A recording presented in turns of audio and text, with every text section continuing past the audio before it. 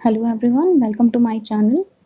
आज जो पोएम हम पढ़ने वाले हैं उसका नाम है माय मदर एट 66, जिसकी पोएट हैं कमला दास। तो आइए स्टार्ट करते हैं। Kamala Das was born in Malabar Kerala. तो स्टार्टिंग के इंट्रोडक्शन में आप एनसीईआरटी में देखेंगे कि अबाउट द पोएट में आपको कमला दास का प्लेस ऑफ बर्थ बता दिया गया है कि वो केरल से बिलोंग करती हैं। और सेकंड लाइन में ही लिखा है कि she is recognized as one of India's foremost poets, की बहुत ही ज़्यादा फेमस हैं as an Indian poet throughout the world. ये बहुत ज़्यादा फेमस हैं। और ये क्यों फेमस हैं? क्योंकि ये बहुत ही सेंसिटिव राइटर है। ऐसा कहा जाता है कि बहुत ही सेंसिटिव राइटर हैं और ये अपनी पोएम में कैप्चर करती हैं ह्यूमन रिलेशनशिप्स को, जो कि आप यहाँ देख सकते हैं। ये इंट्रोडक्शन में भी आपको बताया गया है। तो आइए स्टार्ट करते हैं अपनी पोएम। फर्स्ट लाइन है, driving from my parents home to Cochin last Friday. तो आपको स्टार्टिंग के वर्ड से ये बता दिया गया है कि पोएट जो हैं ड्राइव करके अपने पेरेंट्स के घर से, जो कि कोचीन में है, वो जा रही हैं एक दूसरे प्लेस पर। तो आप पिक्चर में अगर देखें तो आपको दो लोग दिखाई दे रहे हैं। एक पोएट खुद हैं और ये हैं उनकी मदर। जैसा कि आप देख सकते हैं, दो फिगर्स आपको दिखाई गई हैं और यहाँ पे एक एरोप्लेन दिखाया गया है, जिसके थ्रू ये बताने की कोशिश की गई है कि शायद पोएट ड्राइव करके अभी तो अपने घर से जा रही हैं, लेकिन वो बाय एयर कहीं जा रही हैं। तो देखिए, ड्राइविंग फ्रॉम माई पेरेंट्स, ये जो माई है ये कमला दास के लिए रेफर हुआ है। Driving from my parents home to Cochin last Friday morning I saw my mother beside me. Beside का मतलब यहाँ बताया गया है कि जब वो ड्राइविंग कर रही हैं तो उनकी मदर दरअसल साइड में उनके बैठी हुई हैं। अब वो कैसे दिख रही हैं? डोज का मतलब हो गया कि जैसे थोड़े टाइम के लिए सो गई हैं, ऐसा लग रहा है पोएट को, पर ऐसा है नहीं।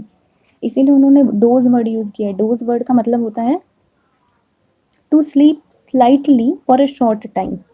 और फिर उन्होंने दूसरा उनका डिस्क्रिप्शन दिया है कि ओपन माउथ, ये ऐसा लग रहा है कि वो नींद में सोई हुई हैं, हल्की से उनकी आंख लग गई है और उनका मुंह थोड़ा सा खुला हुआ है।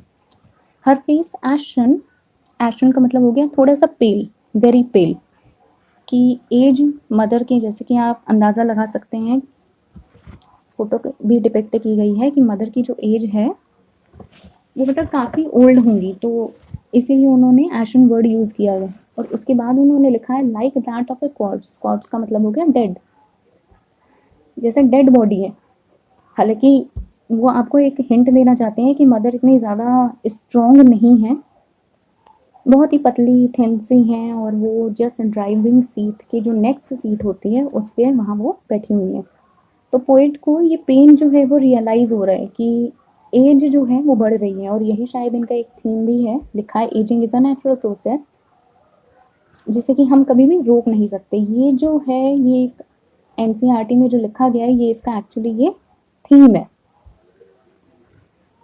That she was as old as she looked, कि जितनी ओल्ड वो लग रही हैं वाकई में वो उतनी ओल्ड हैं भी। ऐसा नहीं है कि उन्होंने चश्मा पहना है और उनकी नज़र ठीक है। But soon put that thought away. लेकिन क्या होता है कि राइटर को जब ये रियलाइज़ होता है कि मदर जो है वो बूढ़ी हो रही हैं, तो उनको कोई और आइडिया भी है जो दिमाग में आता है, वो स्ट्राइक करता है, लेकिन उस थॉट को एकदम से वो अलग रख देती हैं।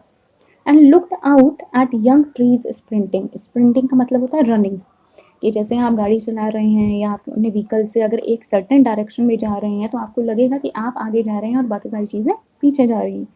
सेम जब वो कार ड्राइव कर रही होती हैं, जो राइटर हैं यहाँ पर, जो कमला दास हैं, जब वो कार ड्राइव कर रही होती हैं तो उनको ऐसा लगता है कि ट्रीज़ स्प्रिंट कर रहे हैं, यानी कि ट्रीज़ जो है वो पीछे भाग रहे हैं। वो विंडो से बाहर देखती हैं, तब ये उनको डिस्क्रिप्शन, ये जो है ये अभी हमें जो डिस्क्रिप्शन बता रही हैं ये पता चलता है। तो देखिए, वो हमें बता रही हैं कि यंग ट्रीज स्प्रिंटिंग, की ऐसा लगता है कि जो पेड़ है ना बाहर, जो बहुत यंग से लग रहे हैं, वो पीछे भाग रहे हैं। द मैरी, मैरी का मतलब होता है happy.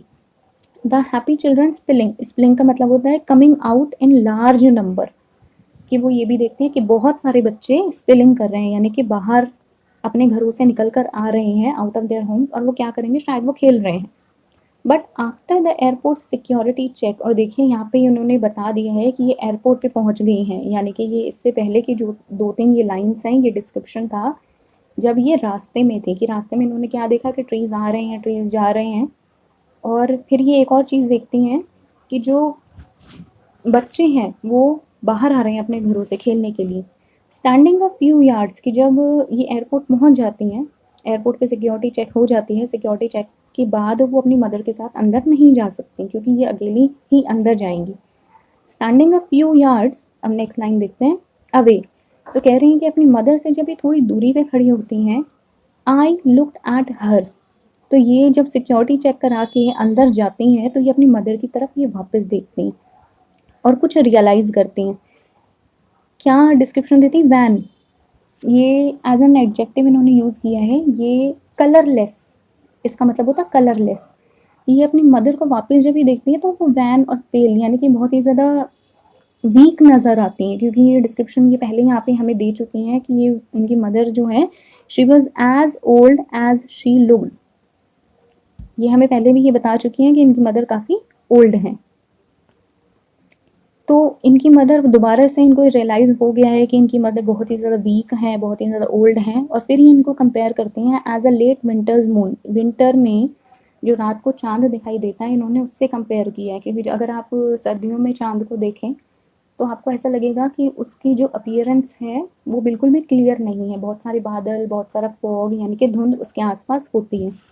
Felt that old familiar एक, एक मतलब पेन।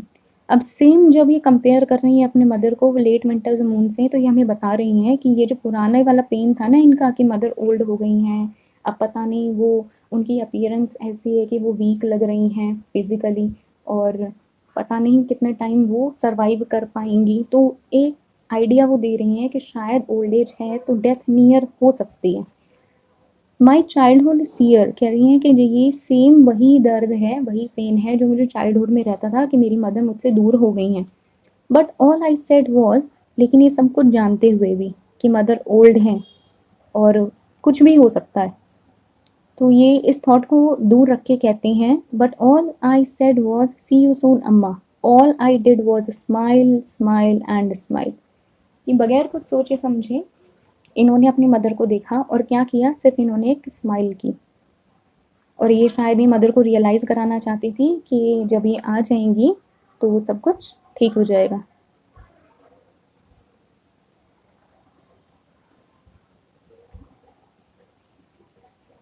आई होप कि इससे आपको आइडिया क्लियर हो गया होगा पोएम का। और एनसीईआरटी में एक और चीज़ इस डायलॉग बॉक्स में लिखी है जो कि बहुत ही ब्यूटीफुली तरीके से डिपिक्ट की गई है। इसमें लिखा है, इट इंडिकेट्स, अगर आप इस बॉक्स को देखें, it indicates a single thread of thought interpose, interpose का मतलब होता है interwoven with observation of the real world around, कि ऐसा नहीं है कि कमला दास और उसकी मदर के ही बारे में डिपिक्शन है। अगर आप अपने पेरेंट्स को देखें तो आप रियलाइज़ करेंगे कि एजिंग एक ऐसा प्रोसेस है कि एज बढ़ती ही है, और जो आइडिया ऑफ डेथ को उन्होंने ह्यूमन रिलेशंस के साथ या एक बढ़ती हुई उम्र के साथ इंटरवोवन किया है, वो एक कांस्टेंट आइडिया है जो कि वो हमें बताना चाहती हैं। यही इसका मेन आइडिया है कि एजिंग एक ऐसा प्रोसेस है जिसे आप रोक नहीं सकते। आई होप कि क्लियर हो गया होगा आपको ये थी, and thank you so much for watching.